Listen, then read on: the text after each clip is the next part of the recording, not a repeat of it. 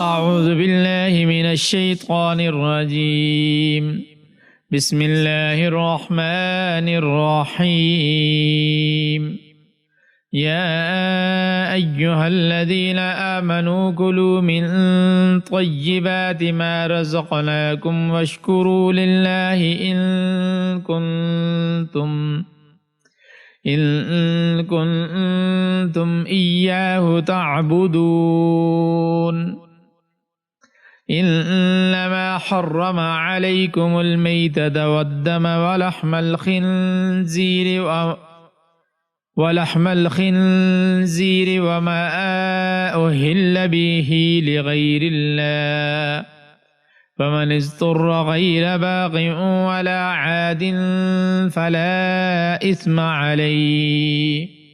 إن الله غفور رحيم۔ اے ایمان والو،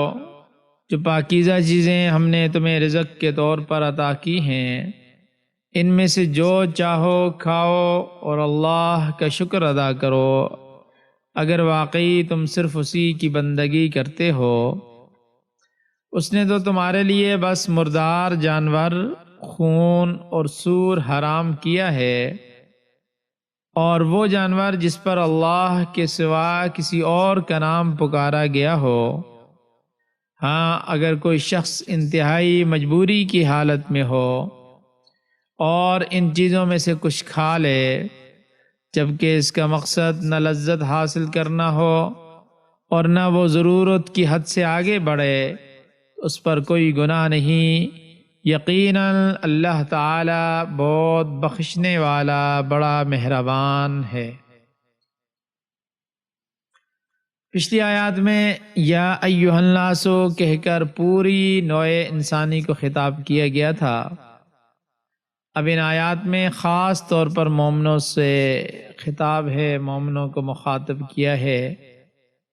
ارشاد باری تعالی ہے، فرمایا یا ایھا الذین آمنوا، یا ایھا الذین آمنوا، اے ایمان والو، اے وہ لوگو جو ایمان لائے ہو، کلوا من طیبات ما رزقناکم، پاک چیزیں کھاؤ جو ہم نے تمہیں روزی دی ہیں۔ حدیث شریف میں آتا ہے کہ حلال کھانے کا یہ وہی حکم اللہ تعالیٰ نے ایمان والوں کو دیا ہے جو اس نے اپنے نبیوں اور رسولوں کو دیا۔ یعنی اللہ تبارک و تعالیٰ نے فرمایا یا ایھا الرسل کلوا من الطیبات واعملوا صالحا، یعنی اے رسولو، پاک چیزیں کھاؤ اور نیک اعمال کرو۔ گویا کہ تمام انبیاء علیہم السلام اور ایمان والوں کو ناپاک چیزوں کے کھانے سے منع فرمایا ہے، کیونکہ ایسی چیزیں کھانے سے انسان میں خرابی پیدا ہوتی ہے۔ پاک چیزوں کا کھانا، حلال چیزوں کا کھانا اور ناپاک چیزوں سے پرہیز ایک ایسا عمل ہے کہ اللہ تعالیٰ نے اسے پیغمبر اسلام صلی اللہ علیہ وسلم کی صفت کے طور پر بھی بیان فرمایا ہے۔ فرمایا وہ ایسا رسول ہے کہ یحل لهم الطیبات ویحرم علیہم الخبائث، لوگوں کے لیے پاکیزہ چیزوں کو حلال اور خبیث اور ناپاک چیزوں کو حرام ٹھہراتا ہے۔ یہ بات کل بھی گزری تھی کہ اللہ تبارک و تعالی نے جن چیزوں کو ناپاک قرار دیا، حرام قرار دیا، خبیث قرار دیا، ان کے استعمال سے یا تو جسمانی طور پر خرابی پیدا ہوتی ہے یا روحانی طور پر۔ پاک چیز وہ ہوتی ہے جس میں کوئی خباثت نہ ہو۔ اب یہ خباثت ظاہری بھی ہوتی ہے اور باطنی بھی ہوتی ہے۔ اب ظاہری خباثت تو یہ ہے کہ کوئی چیز ظاہری طور پر گندی ہو، اور باطنی گندگی میں حرام مال، مثلا چوری، خیانت، رشوت وغیرہ، یہ سب آ جاتا ہے۔ اسی طرح یہ بات بھی بتائی تھی کل پچھلی آیات میں کہ روحانی گندگی یہ بھی ہے کہ اس میں کسی دوسرے کا حق شامل نہ ہو۔ مسلم شریف کی روایت ہے، اس حدیث میں آتا ہے، فرمایا کہ ایک آدمی لمبا سفر کرتا ہے، جسم اور لباس گرد آلود ہے، بڑی تکلیف پاتا ہے، یعنی سفر میں دعائیں قبول ہوتی ہیں، اور وہ دعا کرتا ہے یا رب یا رب، اے میرے مولا کریم میری دعا قبول کر لے۔ لیکن آقا دو جہاں صلی اللہ علیہ وسلم نے فرمایا فَأَنَّا يُسْتَجَابُ لَهُ، اس کی دعا کیسے قبول ہوگی جبکہ مطعمہ حرام ومشربہ حرام، جبکہ اس کا کھانا حرام ہے، اس کا پینا حرام ہے، وغذی بحرام، حرام غذا سے پرورش پاتا ہے۔ مقصد یہ ہے کہ دعا کی قبولیت کے لیے حلال کھانا بمنزلہ شرط کے ہے۔ اسی طرح عبادت کی قبولیت کے لیے بھی یہ لازم ہے کہ عبادت کرنے والا حلال اور طیب چیزیں استعمال کرے۔ فرمایا اللہ تعالیٰ کی عطا کردہ روزی میں سے پاکیزہ چیزیں کھاؤ، اور وشکروا للہ، اور اللہ تعالیٰ کا شکر ادا کرو، ان کنتم ایاہ تعبدون، اگر تم خالص اسی کے عبادت گزار ہو تو اسی کی عبادت کرو۔ یعنی اگر یہ صحیح ہے کہ تم صرف اسی کی ہی عبادت کرتے ہو اور یہ اقرار کرتے ہو کہ وہی تمام نعمتوں کا مالک ہے، تو پھر اس کا شکر ادا کرو، کیونکہ تمہاری عبادت شکر کے بغیر مکمل نہیں ہوگی۔ حضور نبی کریم صلی اللہ علیہ وسلم سے مروی ہے، فرمایا کہ اللہ تبارک و تعالی ارشاد فرماتے ہیں کہ میرا جن و انس کے ساتھ، یعنی جنات اور انسانوں کے ساتھ بڑا حیرت ناک واقعہ ہے، اور وہ یہ کہ انہیں پیدا میں کرتا ہوں اور وہ عبادت دوسروں کی کرتے ہیں، رزق میں دیتا ہوں اور وہ شکر میرے غیر کا کرتے ہیں۔ اس وجہ سے شکر ادا کرنا اللہ تبارک و تعالیٰ کا یہ ضروری ہے۔ اب پھر شکر ادا کرنے کے یہی طریقے ہیں، مثلا زبان سے شکر ادا کرنا یہ ہے کہ اللہ تعالیٰ کی حمد و ثنا بیان کرے، اللہ کی تعریف کرے، اللہ کا زبان سے شکر ادا کرے۔ اعضاء کا شکر یہ ہے کہ ایسے اعمال انجام دیے جائیں جس سے اللہ تعالیٰ کی تعظیم کا اظہار ہو۔ دل سے شکر ادا کرنا یہ ہے کہ دل میں یہ عقیدہ رکھے، یہ اعتقاد رکھے کہ تعظیم کا مستحق صرف اور صرف اللہ تعالیٰ کی ذات ہے، اس کے ساتھ اس کا کوئی شریک نہیں ہے۔ تو اس وجہ سے انسان اللہ تبارک و تعالیٰ کے شکر ادا کرے، اور شکر ادا کرنے کے ساتھ ساتھ یعنی اللہ کی ہی عبادت کرنا اور اللہ کا ہی شکر ادا کرنا۔ اب اگلی آیت میں ان چیزوں کا ذکر کیا گیا ہے جن کو حرام قرار دیا گیا ہے۔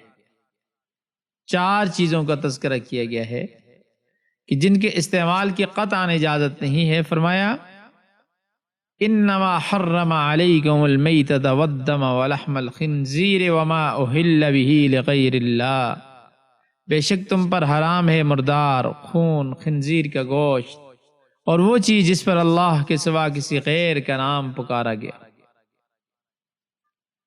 اب یہاں پر صرف 4 چیزوں کا ذکر کیا گیا ہے، اور انما صرف بجز ان چیزوں کے، یعنی صرف یہی حرام ہے، جبکہ دیکھا جائے تو دوسری آیات قرآنیہ اور احادیث نبویہ سے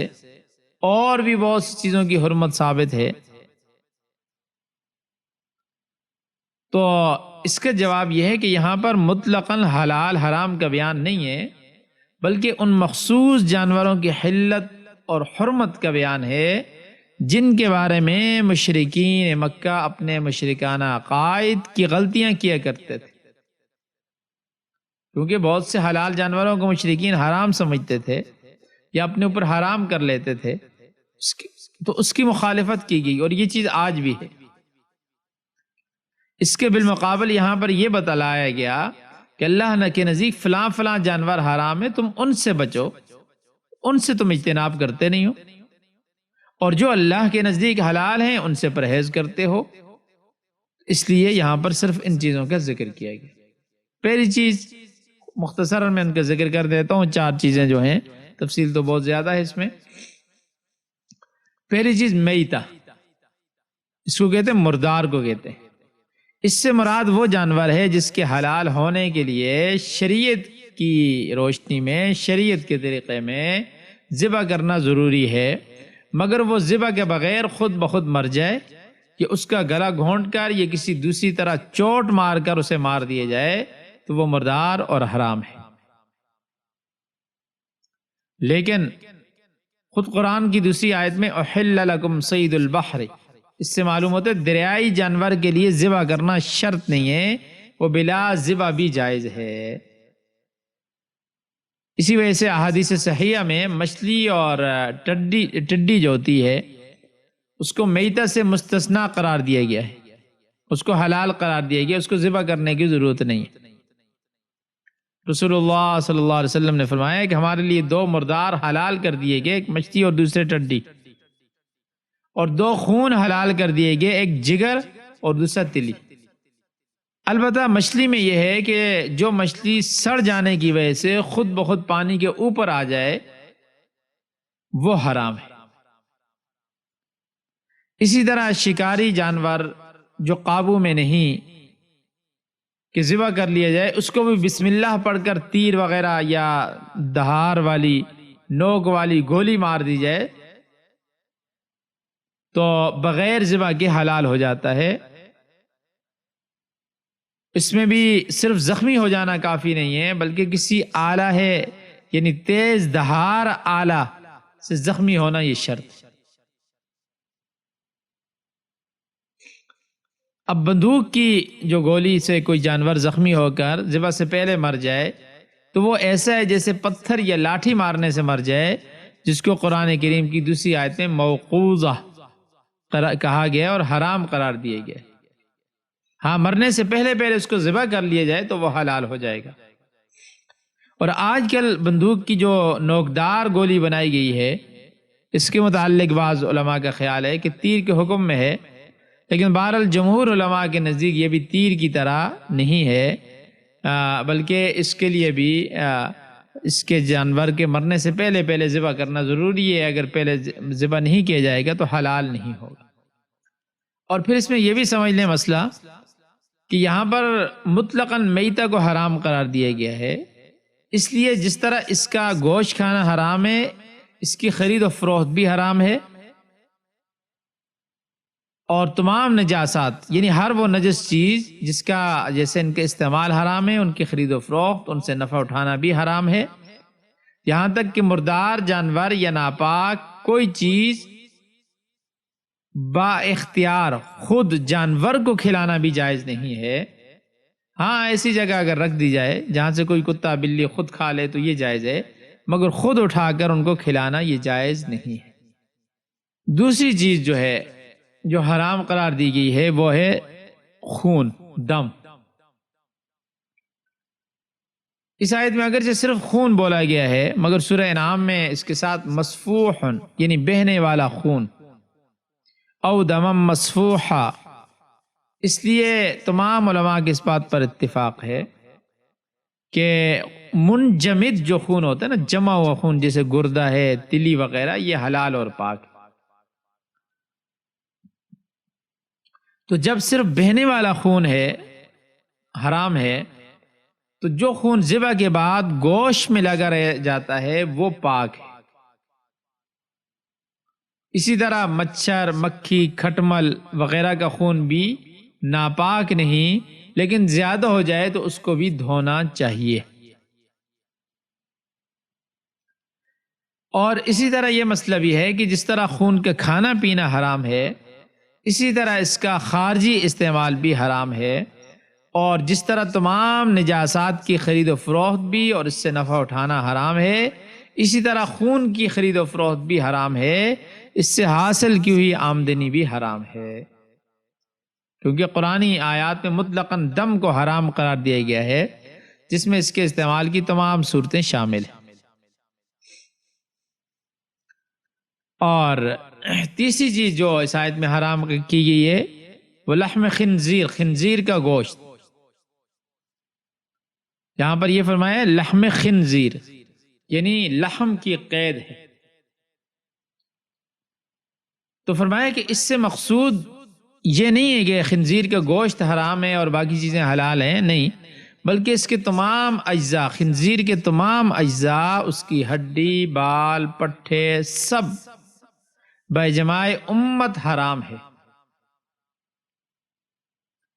لیکن یہاں پر لحم کا لفظ، گوشت کا لفظ بڑھا کر اس طرف اشارہ کیا کہ خنزیر دوسرے حرام جانوروں کی طرح نہیں ہے کہ وہ ذبح کرنے سے پاک ہو سکتا ہے۔ جس طرح وہ جانور ان کو اگر ذبح کر دیا جائے تو وہ پاک ہو جاتے ہیں، بعض حرام جانور ایسے بھی ہیں اگر ان کو ذبح کر دیا جائے تو پاک ہو سکتے ہیں، اگرچہ کھانا حرام ہی رہے گا، کھانا حلال نہیں ہوگا لیکن پاک ہوں گے۔ لیکن خنزیر کو ذبح بھی کر دیا جائے تو اس کا گوشت تب بھی پاک نہیں ہوتا، بلکہ وہ نجس العین بھی ہے، حرام بھی ہے۔ چوتھے چیز جو یہاں پر ذکر کی گئی ہے ما اہل بہ لغیر اللہ، اس کی کئی صورتیں ہیں۔ عام طور پر زیادہ مشہور 3 صورتیں ہیں۔ پہلا یہ ہے کہ کسی جانور کو غیر اللہ کے تقرب کے لیے ذبح کیا جائے اور بوقت ذبح اسی غیر اللہ کا نام لیا جائے۔ یہ صورت تمام علماء کا اتفاق ہے اور تمام امت کے اس بات پر اجماع ہے کہ یہ حرام ہے اور یہ جانور میتہ ہے، مردار ہے، اس کے کسی بھی جز سے انتفاع جائز نہیں ہے، فائدہ اٹھانا جائز نہیں ہے، کیونکہ یہ صورت آیت ما اہل بہ لغیر اللہ کا بالکل صریح اس کا حکم ہے اور جس میں کسی کا کوئی اختلاف نہیں۔ دوسری صورت یہ ہے کہ کسی جانور کو اللہ کے غیر کے تقرب کے لیے ذبح کیا جائے، یعنی اس کا خون بہانے سے کسی اللہ کے غیر کی خوشنودی مقصود ہو کہ فلاں بابا خوش ہو جائے، فلاں بزرگ خوش ہو جائے، فلاں قبر والا پیر خوش ہو جائے، فلاں خوش ہو جائے، لیکن بوقت ذبح اس پر نام اللہ ہی کا لیا جائے، جس سے بہت سے ہمارے ناواقف مسلمان بزرگوں، پیروں کے نام پر ان کی خوشنودی حاصل کرنے کے لیے بکرے، مرغے وغیرہ ذبح کرتے ہیں، لیکن ذبح کے وقت اس پر نام اللہ ہی کا پکارتے ہیں، تو یہ صورت بھی تمام علماء کے اتفاق ہے یہ حرام ہے اور یہ جو چیز ذبح کی گئی ہے یہ مردار ہے۔ یہ 2 صورتیں ہو گئی۔ اور تیسری صورت یہ ہے کہ کسی جانور کو